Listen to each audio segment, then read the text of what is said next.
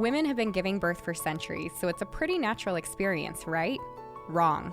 I'm Stephanie King, professional doula, childbirth educator, and the creator of the My Essential Birth course, the online childbirth education course that's helping women everywhere confidently achieve their best birth. Today's culture would have us think that birth should be treated like an illness or an emergency, and that most of us need other people telling us what's best for our bodies because we aren't the experts. So sit tight, because if you're tuning into this podcast, you'll probably start to believe in your body, your intuition, and find yourself empowered and confident to do what it takes to have the birth of your dreams. If you like listening to me take you through these weekly topics step by step, then you're going to love the My Essential Birth course. Make sure that you're subscribed to the podcast and definitely head over to myessentialbirth.com for the free downloads mentioned right here in these episodes and to join the birth course and community full of pregnant moms just like you. I have to add a disclaimer that I am not a medical professional and I cannot provide medical advice. All of the information expressed in this podcast are based off of personal, professional, and educational experiences and are my own opinions. Please work with a provider you trust for medical advice during your pregnancy and birth. This week's reviewer of the week is Cassie Fitness, and she says, "Love the podcast. I found this podcast when I was on my second trimester, and it was the best. I learned so much about pregnancy and birth. When the big day came, I felt super confident about everything. I recommend this podcast 100%. 2 red hearts. Thank you, girls." Thank you so much for that podcast review. You guys, it's so fun to hear you learning and loving and enjoying it as you go. It's so good. So please, if you haven't left a review, leave one today. I love reading them. And I hope I can read it on the podcast for you. That's awesome. So this week's episode is all about starting labor naturally. I am going to dive deep. I want to tell you all the things. No, I don't want to tell you all the things, but I want to tell you a lot of the things that are going to help you go into labor like yesterday, like right now. So this is kind of, I want you, if you are not 36 weeks plus, to come back to this episode when you are. But I also want you to kind of log away this information, maybe grab some of the things that you're going to need in advance. And I'll put links to a lot of this stuff in the show notes as well. That way, when it's go time, you can get prepped, you can get ready. You don't have to worry about induction because your body's already getting things moving. This is the episode for you. So I get a lot of questions that ask, especially as moms get closer to their due date, closer to their guest date. It's about how to move things along. And oftentimes it's because they are coming to me and they're like, well, my provider says we might have to induce if whatever, fill in the blank. But sometimes it's like, I'm tired of being pregnant, or I'm just so anxious and I want to make sure that this birth goes well. What can I do to be prepped and ready and encourage things to get moving on their own? So this is going to be kind of like a short and sweet episode about what you can do exactly right now to encourage your body to get moving without the help of creating, I was going to say with the help of some things, but really what I want to do is talk to you about how to do it without the help of a care provider. Now, some of these things you'll have to run by your care provider, but you don't have to go to a hospital to do any of it. You may need your care provider for some, but otherwise, these are things that you can do at home that are totally natural, totally fine to be doing at home. And I'm even going to give you a recipe with some herbs and oils that can help you get things moving, along with a circuit that you can do to help things move along. So, and especially when you use those two together, it can be really effective, but even one or the other can absolutely get things going. So here's one that I don't know that I've talked about, or if I have, I really haven't gone into depth about it on the episodes yet. And that is evening primrose oil, or EPO. So this is one that I've started getting more questions about, and I thought would be really useful for you guys to get information in the podcast about. Evening primrose oil is an herb, and it's definitely on the more natural side of things. It's a plant, an herb, and it comes in capsules. So it's where the way that you use it is oil-based capsules. So capsule around oil. Am I making sense? You guys know what I'm talking about, right? So it's a capsule and it's got liquid inside. The liquid inside is the evening primrose oil. So it can be used, it can be taken vaginally or it can also be taken orally.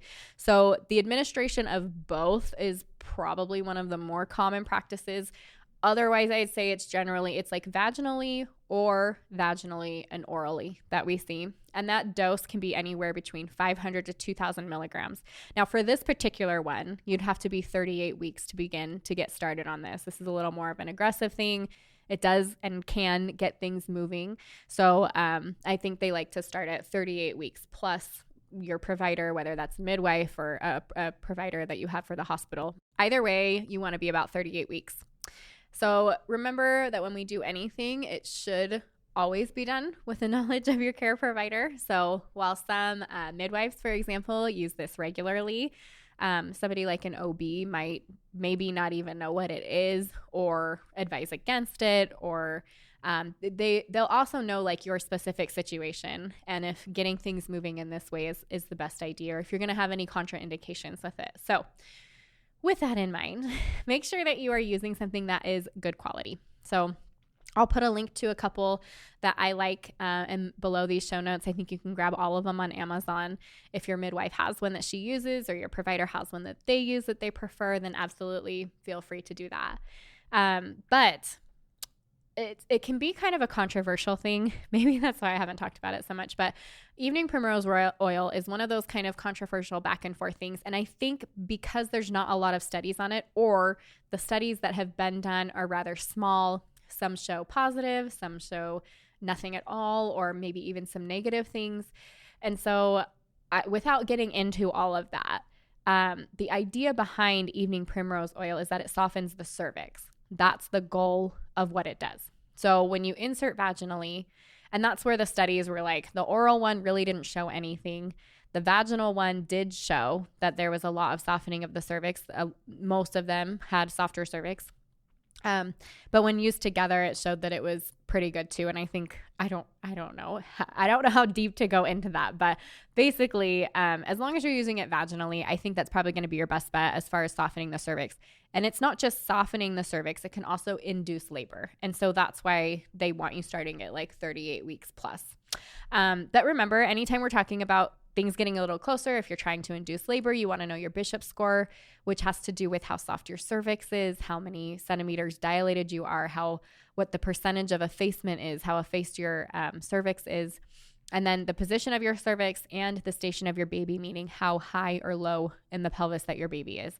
And that's just information to know. But remember that softening a cervix, in my personal opinion, I think holds higher than some of these other things that they put on the Bishop score. And we've talked about this too before. If you are trying to induce and you're only thinking of doing something like breaking the bag of waters and or Pitocin, but your cervix isn't soft and ripe and ready to be open, it is like banging on a closed door. And that means you're going to have really strong, really intense contractions that are not dilating your cervix and helping that area to open, which matters when you need a baby coming out of there. So this is something that is definitely the prep work for that. So like on the natural side of things, right, we've talked about previously, like having 6 dates a day for the last 4 to 6 weeks of pregnancy. You can absolutely start that. This can be done in conjunction with it. There's nothing wrong with that. Dates are just something that you eat. Don't insert your dates vaginally. That would be awkward and not good for you. But this is something that you can do that with. Now, alongside using evening primrose oil is red raspberry leaf tea. So red raspberry leaf tea is it's another plant, an herb. In this case, it's turned into a tea. Oftentimes, you can just buy the tea bags. I know I get them from my local grocery store. I'll put a link to them, though, because you can also grab them on Amazon, and sometimes they're even cheaper on there. But it is used to tighten and tone the uterus. And so in conjunction with something like evening primrose oil, it can kind of get that uterus active and moving and going. It's used in higher doses when we're talking about helping to induce or augment labor. So for example, when I had my baby at home and I had prodromal labor for over a week, and my midwife came and they were still, my birth story is so weird though, right? Because my contractions were like 6-7 minutes apart. They really never got much closer than that, even up to pushing time. So they were a little bit farther apart, and we were like, well, let's make sure we keep things moving because I had all this prodromal labor. So one of the things that she did was she brought a tincture that was used to help apparently like kick things in, move things along, help ease my body into labor. And then she also had me do a really high concentrated amount of red raspberry leaf tea and drink it. So I did like an entire box of the leaves and like not that much water. And we steeped it, and I drank that, fairly quickly over a period of like maybe 20 to 30 minutes. And the idea was that it would help kick things in. So I don't know. I kind of laugh at this stuff because my body didn't want to do that. It decided it was just going to go on its own time, and that was fine too. But I have seen it used and for some moms, it just really does. Like it gets that uterus going. It kicks things in. I didn't use the evening primrose. I just used the red raspberry leaf when I was in labor. But I do think the combination of those two, which are commonly prescribed, if that's the right word, together, recommended to use together, that combination can be really good. Red raspberry leaf tea it kind of tastes like mild black tea, but it's herbal, so it's not caffeinated. And I actually really like the flavor of it. I don't drink caffeinated teas, and I do miss black tea. So I love the flavor of it, but I know some women are like, that is disgusting. But you can add things like honey and whatever. It doesn't like kill its effectiveness or anything like that. But you can literally drink it your whole pregnancy, should you choose. However, some women are going to have those effects that aren't so great for them. So what you're looking for is an irritation of the uterus, or in other words, contractions. And you definitely don't want to be doing anything that's going to cause contractions before you are full term, or you can't see my air quotes maybe if you're on the podcast, but quote unquote full term, or about 36 weeks plus. So because it's a uterine stimulant, if you start experiencing things like contractions, you need to slow down or stop. So if you're having a cup, then try a half cup. It's not something that you need to be taking, but it can be helpful and effective. And I know some women like the flavor, like I was saying. So as you're progressing and you get closer to that third trimester or whatever, if you're still noticing that irritation, take note of it. That might be really useful for you when it is time to get things moving, and then you can start it again at 36 weeks. So keep in mind, that's just information for you. I know that some women do get like pain or upset stomach from it. I think too, that's the same for, so evening primrose oil, let me go back, because it can cause, and I feel like this is fair to let you know, right? It can cause things like nausea and diarrhea and headaches and upset stomach. So there are some side effects that you do need to be aware of. But I think most women that use it they're happy with the side effect because it also helps things get going. And I said most. I'm sure there are some women that are like, I would not do that again. So anyways. Okay, sensitivities vary is my point. And so just be aware of that when you're using any of these. You want to talk about controversial, and I definitely have not talked about this on the podcast, but black cohosh, cohosh, I can never say it right. It's cohosh or cohosh, one of them. This is one of those that there's definitely not enough studies on. It's a uterine tonic, so it's also used for like hormones, women going through menopause and such. So we know it messes with hormones and things, but it's a much stronger herb than these other ones. It wouldn't be used in conjunction with, and it's similar to what you want red raspberry leaf tea to do, but the effects seem a lot stronger, and the side effects seem a little more on like the negative and stronger to the negative side effect side.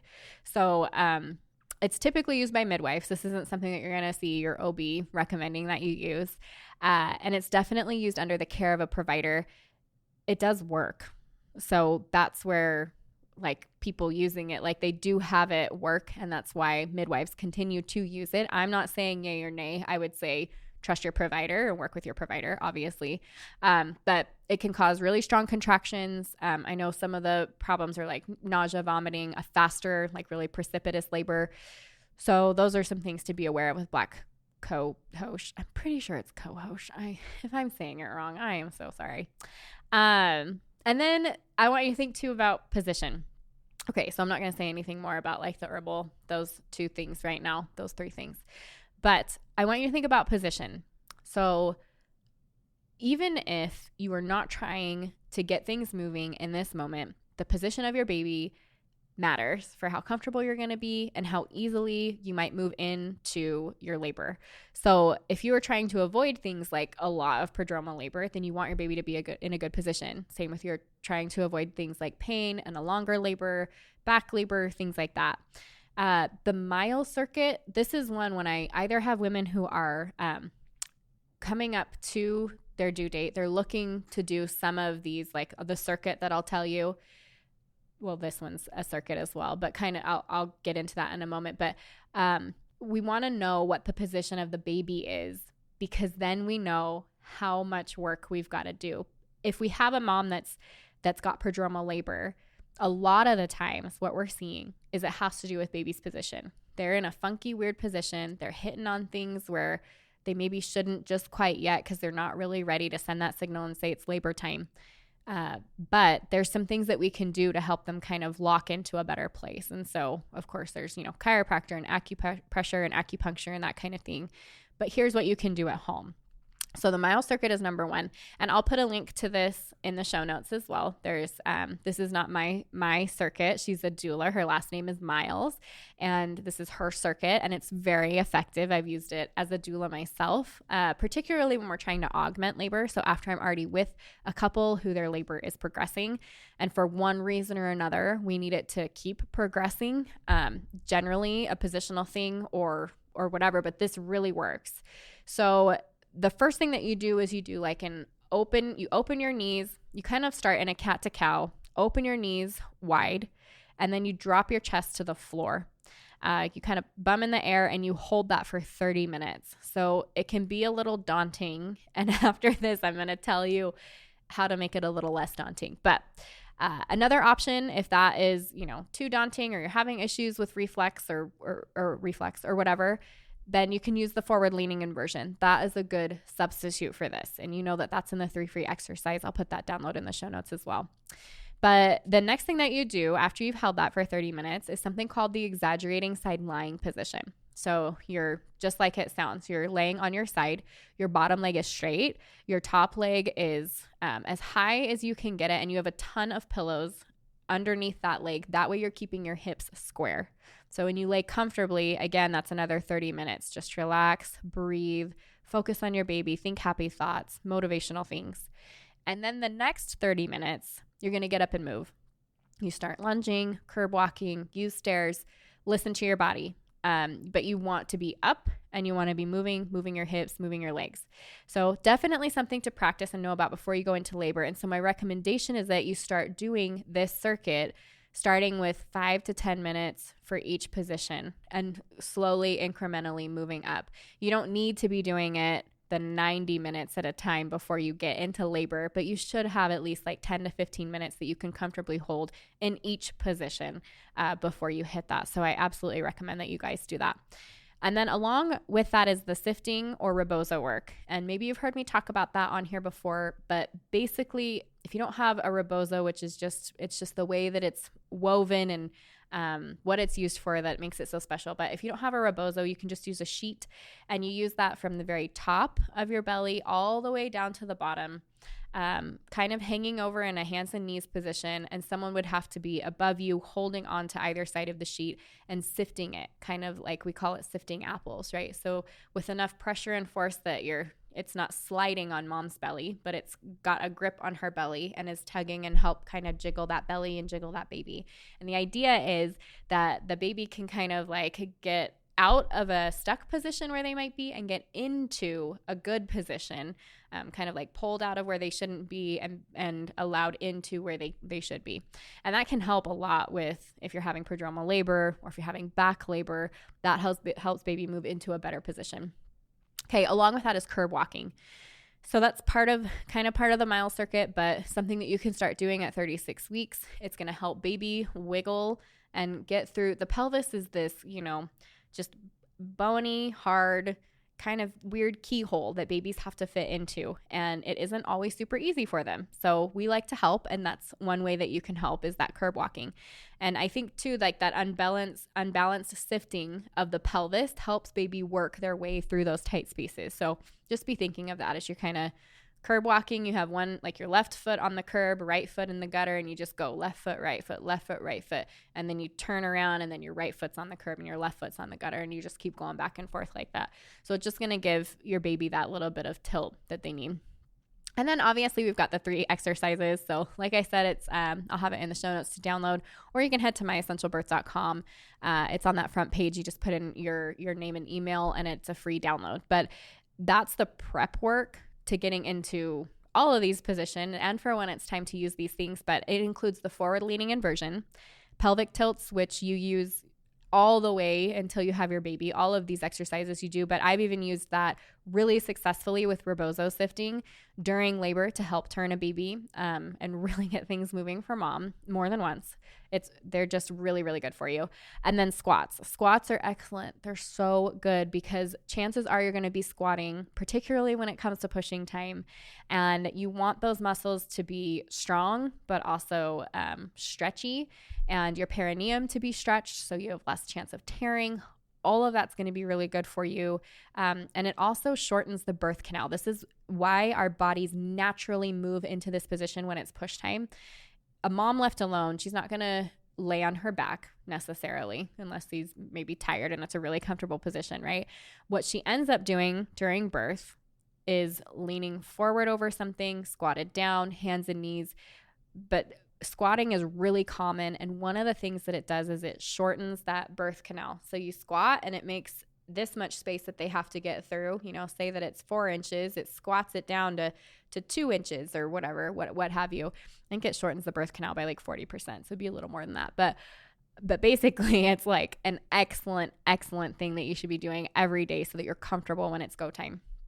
Nipple stimulation is another one. So think of like after you have your baby and you're breastfeeding. So they're stimulating your nipples, which is telling what your body does when that happens is it creates oxytocin. It also creates some other things that help, create breast milk and all this stuff, but they call it the love hormone. That same hormone is what causes contractions.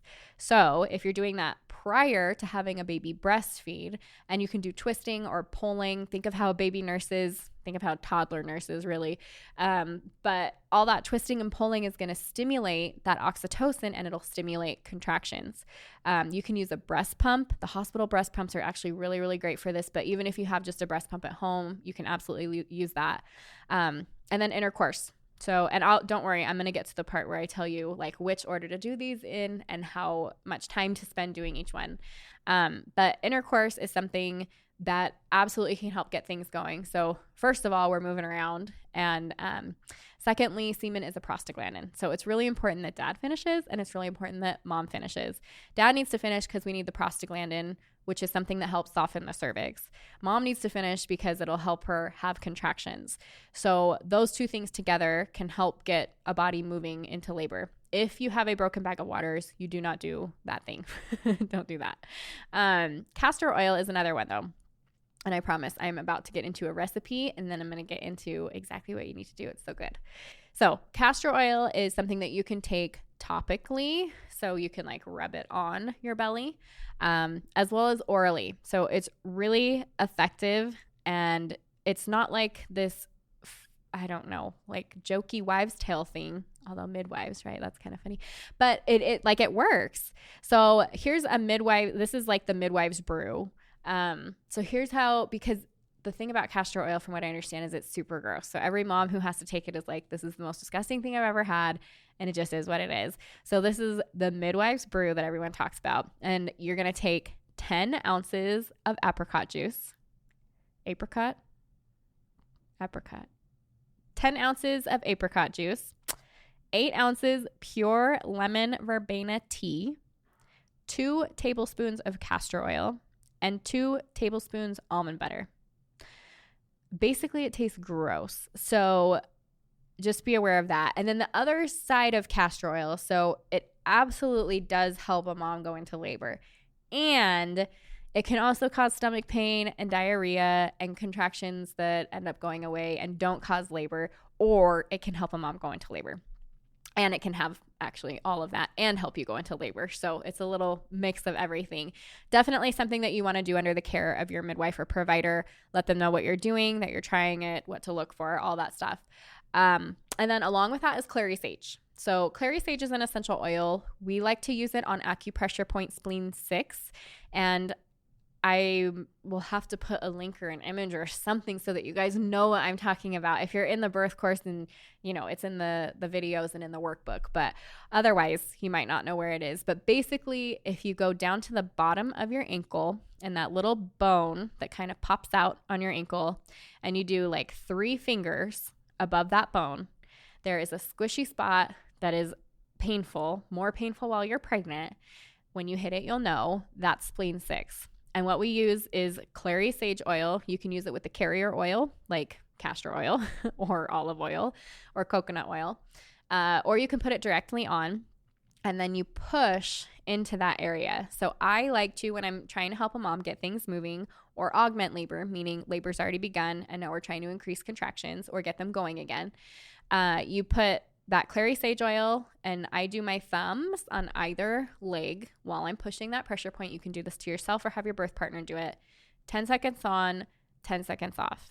If you start having contractions, you hold that pressure point during the length of the contraction, and then you let go and take a break in between.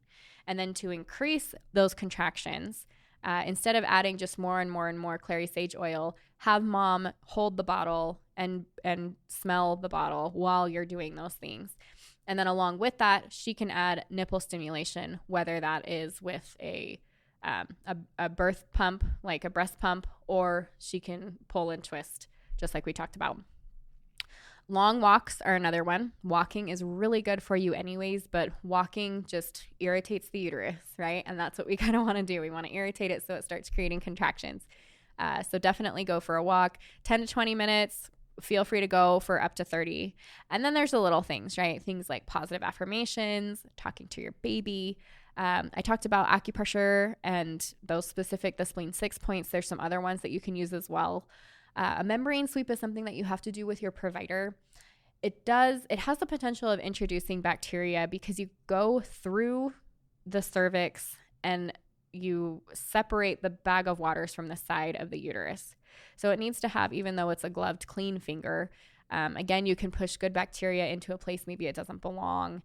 There is a risk of not only infection, but of possibly rupturing the membrane. So just keep that in your mind as you're thinking about that. It can also be uncomfortable, and then it can create contractions that don't lead to anything, or it can cause mom to go into labor. If there is an infection, it can create kind of like flu-like symptoms, and you don't feel good, and then you've got to go in, and if your body wasn't ready to go into labor, then you have to start labor. You have to induce to make sure that mom and baby don't get an infection that's going to harm anybody. So keep that in mind. And then there's some tinctures. So that Dr. Christopher's labor prep is something that you can start taking at 34 to 36 weeks. Gentle birth, you start taking 34 to 36 weeks. I'll put links for both of those. Seeing a chiropractor. So Webster's technique, but overall just feeling good. But Webster's technique is excellent because what it does is it makes sure that there's balance in the pelvis and that baby has enough room to get through that area. Sometimes the pelvis will be tilted one way or the other or oblong and not enough space for baby. And this is just such a great release of ligaments and stuff that can help mom and baby work well together to get baby into a good position and to get things moving. You'll also hear this one for babies that are breech. Make sure you see a provider that's certified in the Webster's technique, and that's why. And then there's acupuncture, prenatal massage with acupressure points, all that kind of stuff. Okay, so here's the circuit. Now remember, you can use this with the midwife's brew or apart from it if you're trying to get things going. And with this circuit, so this is separate from the mile circuit. You can also add in the mile circuit. There's tons that you can do, but this is an effective circuit that if your body is ready to get things moving, it can help push it into that next stage. And it would be great to use with something like your cervical ripener, whether that's the evening primrose oil or the red raspberry leaf tea, which is to help stimulate contractions, or the midwife's brew. You wouldn't use all of that together. So these are just some separate things that you can add with this circuit. But here it is. Okay, so number 1, you start with intercourse. And there's no time on that. It's just however long. And then you go on to the nipple stimulation, and you want to do that for 5 to 10 minutes right after intercourse. Then you head out for a 20 to 30 minute walk and include some curb walking in there or stairs, something that helps kind of rock that uterus back and forth. Come back and do another 5 to 10 minutes of nipple stimulation. Take a bath or a nap, and then have a snack with protein, carbs, fat. So bath or nap shouldn't be too long, like 20 to 30 minute bath or nap. You're going to repeat 3 times, but don't worry, you don't have to do the intercourse part for all the times. That's just for the first one. And then you can keep going with the nipple stimulation, walking, nipple stimulation, bath, nipple stimulation, walking, nipple stimulation, bath, or nap. And then at the end of that third time, I want you to relax. So whether that's sleeping or laying down and watching TV, like something that you can lay down, relax. Maybe your husband or birth partner can rub your feet. You can really just kind of like focus on yourself and then see what happens. Relaxation is just as important as all that other stuff in the cycle of trying to get birth going. Your body does not need to be going all the time. Even during labor, in between contractions, it should be complete relaxation, right? We want baby and body to have that time to figure out what that next step is. So remember that that's an important part of it. Don't just keep going. Make sure that you take your rest. All right, like I said, short and sweet. You've got 2 things here. You got that recipe for the midwife's brew. You've got this circuit that you can play along with. I talked about a couple things I probably haven't before on here, which is that like evening primrose oil and the black cohosh. Still not sure if I'm saying that right.